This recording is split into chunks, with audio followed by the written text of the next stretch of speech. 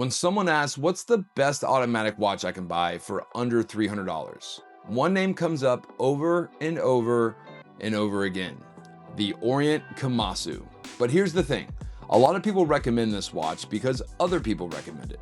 So today we're gonna find out if it actually deserves its reputation, because this isn't just my first Orient on the channel, it's also my very first automatic watch that we've ever unboxed on Watch Your Budget. Welcome back to the channel Watch Your Budget, where we unbox and review affordable watches that pack a ton of value.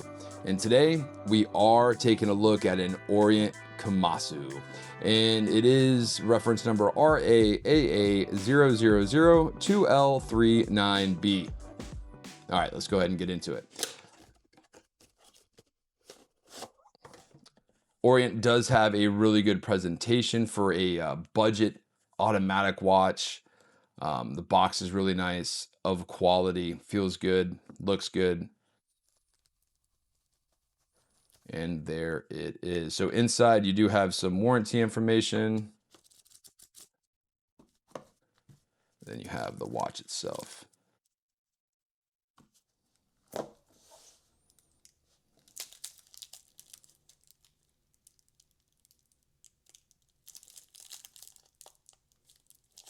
Beautiful watch. Really sharp looking watch. So Orient got its start back in the early 1900s, actually 1901. I believe they got started as a humble imported pocket watch shop. Then they grew into the top, really the top three with Seiko and Citizen as far as Japanese manufactured watches. They did start manufacturing their own in-house movements. They were later purchased by Seiko Epson, but they still design everything in-house under the Orient brand. But you get a lot of bang for your buck in the affordable mechanical / automatic world. So the word Kamasu, fun fact, is actually the Japanese word for barracuda. Now, as you can see why, you've got the sharp hands, pointed hour markers, even the aggressive personality of the watch all resemble the teeth of a barracuda. Now, this watch did debut in 2019, so it's about 7 years old, the date of this video. And it is the successor of Orient's popular Ray and Mako family of dive watches, but it wasn't a complete redesign. Instead, Orient, upgraded nearly everything enthusiasts had been asking for, including Sapphire Crystal. They did update the F6922 movement, hand winding hacking seconds, and improved dial finishing. So they did a really good job and listened to all the critics of the Ray and Makos.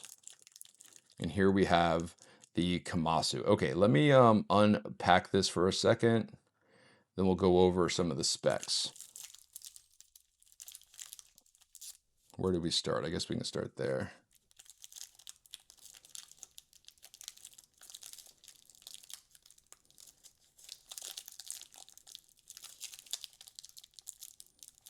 It's hard to do with gloves on. Bear with me, guys.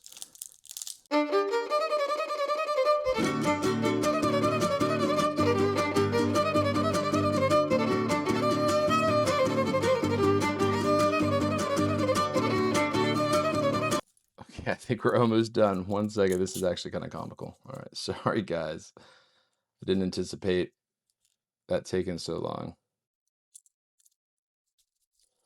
All right. Whew. That was a workout. There we go.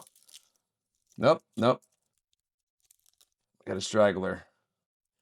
All right. There we go. Oh, what a good looking watch. I love blue. I love blue watches. I'm a big fan of blue watches. I don't have something to cut that hang tag with, so we're just going to leave that on there. I'm sorry. That's going to have to stay there for a moment. Obviously, I'm going to need to adjust the bracelet. This isn't going to fit me as is.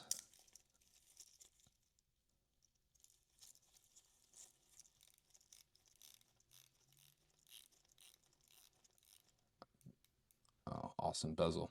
All right, cool. Let's go over some of the specs real quick. Let me go ahead and wipe this down, give you some.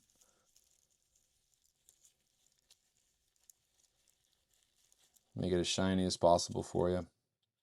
So when it comes to automatic watches without breaking the bank, and honestly, even Seiko's starting to get out of the budget category. They still have some really good watches that are under $500, which is the line I consider in the sand for what is budget for most people, at least for me. Because once you start getting over $500, I feel like a lot of the cost of the watch is in the name. You can get a lot of bang for your buck for under $500, and this is one of those watches. If you're looking to get into the automatic watch world, I'm assuming this watch is coming up a ton on your searches for good reason. I don't know if there's a better one, and we're going to go over a reason why here.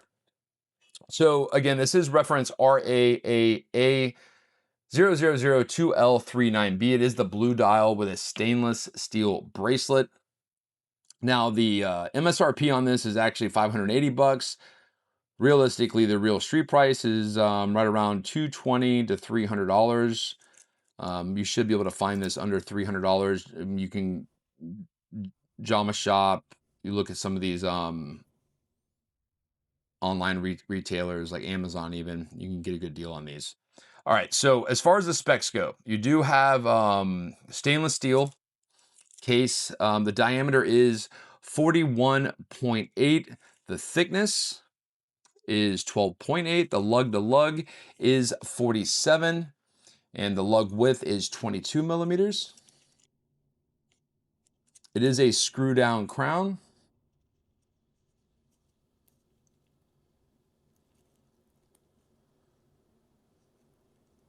Put this on the 10 and 2. I know everybody likes the 10 and 2.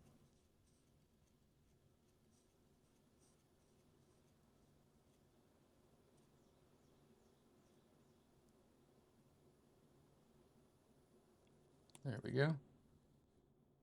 With the screw down crown, it does have crown guards here as well. It is a screw down case back as well, and it is going to have 200 meters of water resistance. Got a sticker on there. I can't take it off. I'm not sure. Yeah. Anyway, sorry. 200 meters of water resistance, screw down crown, and a screw down stainless steel case back. The crystal is a flat sapphire scratch resistance, and this is one of the big upgrades from the earlier models with like the Mako and the Ray that had mineral. So this has got your flat scratch resistance sapphire. The bezel is 120 click unidirectional bezel. It's got great sounds, got great feedback, great feel, really good grip on the bezel. The dial is a blue Sunburst with applied indices, day-date display, luminous hands, and luminous indices. We will take a look at the Lume here in a second. Lume is pretty solid. I actually recently lost it's somewhere around here, my little UV flashlight. So give me just a moment. We're going to take a look at the Lume. The stainless steel bracelet is a fold over clasp. Now this is where you're going to start seeing a little bit more on the budget end of things. It's not the case. The case is actually really, really nice.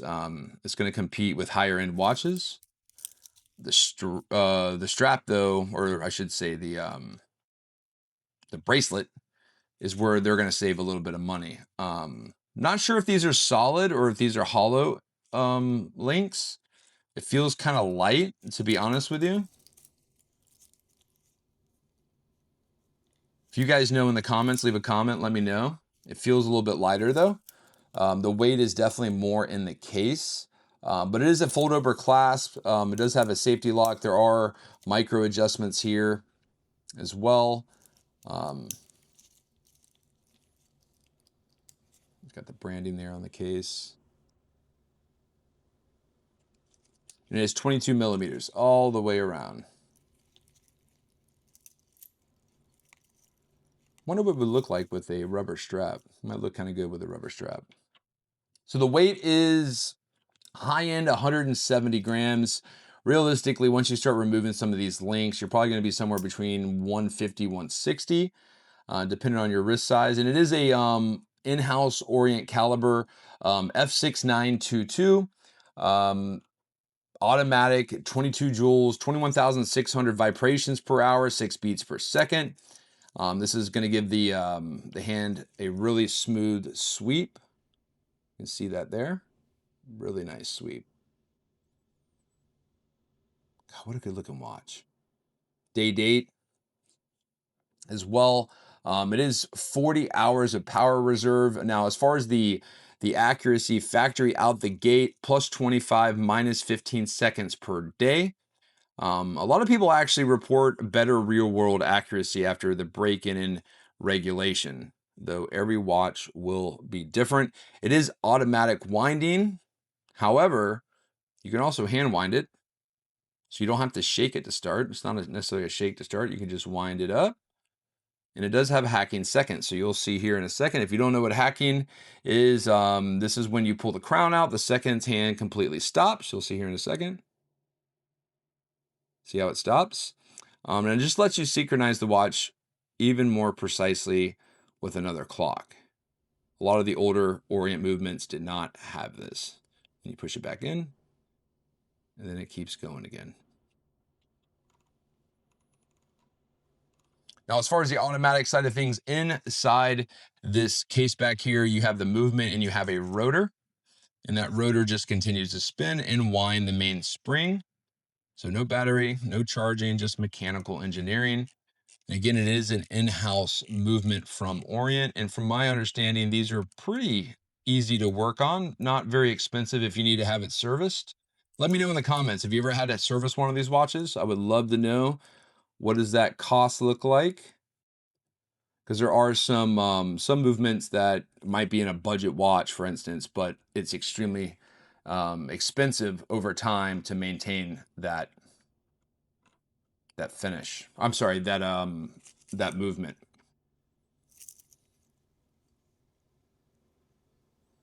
All right, let's take a look at the Lume. Give me just a second here.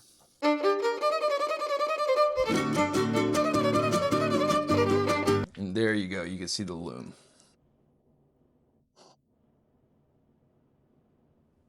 I don't know. It's a pretty solid watch. For under 300 bucks, you want something that's going to look high end. I know there are people that criticize this watch because they feel like it's like a Rolex ripoff, kind of like an homage, but it isn't. I mean, it is. You could tell that it definitely has inspiration from Rolex for sure. But when you have it in hand, you can definitely tell that this is something different. You see, the Lume is pretty solid. It's really nice, really easy to see. I'm gonna kind of leave it with the light off so you can see how that Lume handles. Really good clicking sounds on the bezel. Might not be able to see it, but even the little dot on the bezel's got some Lume on it. Really nice attention to detail. Under $300, automatic in-house movement. This is an extremely popular watch for good reason. I love it. It's cool. I dig it. I own another Orient, which I'll end up doing a review on that as well, and maybe even a comparison. It's a dive watch from Orient as well. Don't want to give it away, but I love that watch. It's kind of like my my daily when I wear it to work. If I'm wearing something that I want to have a little shine on it, something that's not digital, it's my go-to. So I'm looking forward to incorporating this watch in the rotation as well.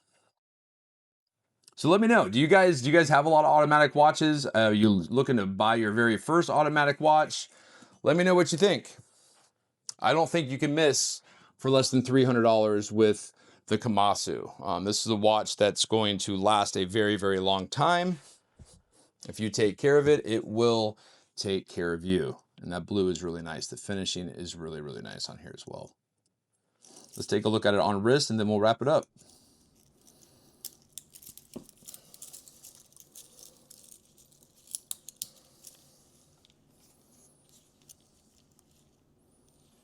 My wrist is about 6 7/8, just under 7 inches. You can see how it sits on the wrist really nice. It's not real big, So the sleeves should fit over it pretty good. This is under 13 millimeters thick. I believe it's 41, what did we say, 41 millimeters across the case. 22 millimeter and 47 millimeter lug to lug. So it's a decent sized watch, but it's not big by any means. Wears well. It is about 150 to 160 grams once you take the links out for fitting, which is a good weight, but it's not gonna be a burden on your wrist by any means. Pretty solid. Let me know in the comments what you guys think. Is this something that you're looking at? Do you own any Orients? What do you think about the Orient brand? I know they have some other really, really good watches, and they will end up on this channel at some point.